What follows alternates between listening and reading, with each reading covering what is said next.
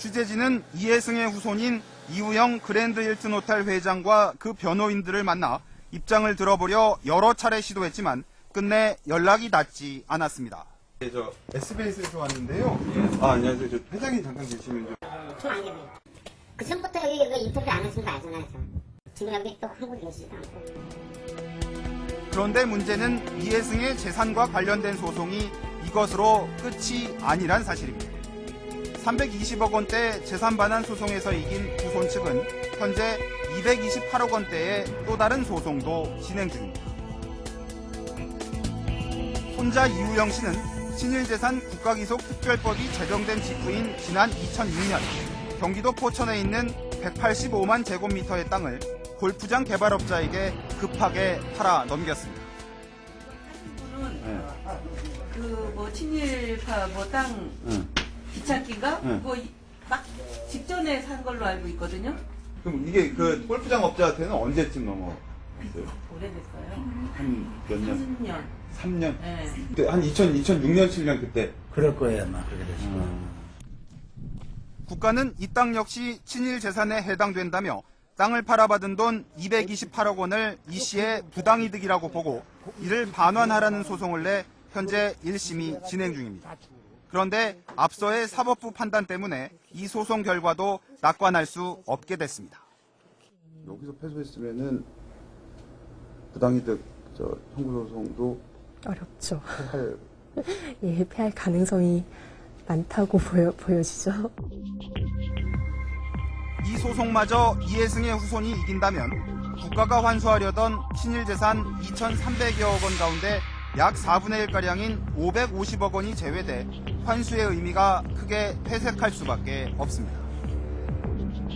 그런데 더 큰 문제는 이해승 사건과 비슷한 소송이 법원에 29건이나 제기돼 있다는 점입니다. 이해승과 마찬가지로 1910년 일제로부터 후잡자기를 받은 왕실 종친 이재환, 자작자귀를 받은 민영휘, 이들의 후손들 역시 한일합병의 공으로 귀족자기를 받은 게 아니라며 재산의 국가귀속 처분이 부당하다는 소송을 냈습니다. 그러나 이해승 사건 판결의 영향으로 후손들이 잇따라 승소할 가능성이 큰 상황입니다. 실제로 이해승 사건이 그 이후에 비슷한 소송에도 실제로 영향을 좀 미친다 내지는 미칠 거다라고 이렇게 보시는 건가요? 예. 이렇게 자기 받은 자들도 그렇게 한일합병의 공이 기여한 바가 없다라는 주장을 하기 시작을 했고요. 그리고 중천 같은 자들도 중천 참의 고문 이런 자들도 나는 그렇게 친일행위 한 게 없어요 라는 주장을 하기 시작을 하고요. 왜 이렇게 거꾸로 가는 일이 생긴 걸까? 전문가들은 특별법 제정 당시의 한계를 꼽습니다. 1948년 제정된 반민족 행위자 처벌법에는 일제로부터 귀족자기만 받으면 모두 반민족 행위자로 규정해 재산을 몰수하도록 했습니다. 그런데 2005년 제정된 특별법엔 한일합병의 공으로라는 표현이 들어가면서 뜻하지 않게 발목을 잡히게 됐다는 겁니다. 귀족 중에서도 여기가 특히 더 나쁘니까 혹은 더 처벌받아야 되니까 혹은 더 비난 가능성이 많으니까 한일합병에 공이 있는 귀족만 대상이다. 이렇게 생각하는 역사학자 한 명도 없습니다. 이건 다 귀족 전부다. 그러니까 그 규정 자체를 그냥 의미 없는 규정으로 본 거죠.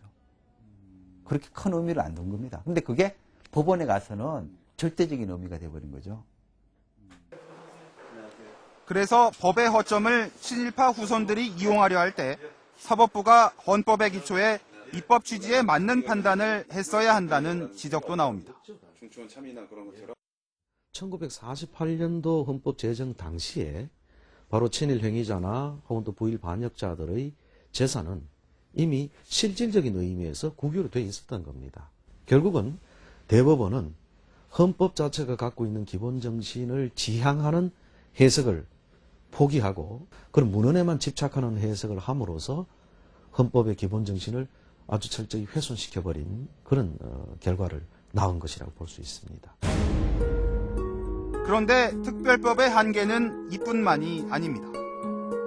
특별법은 1904년 러일 전쟁부터 1945년 해방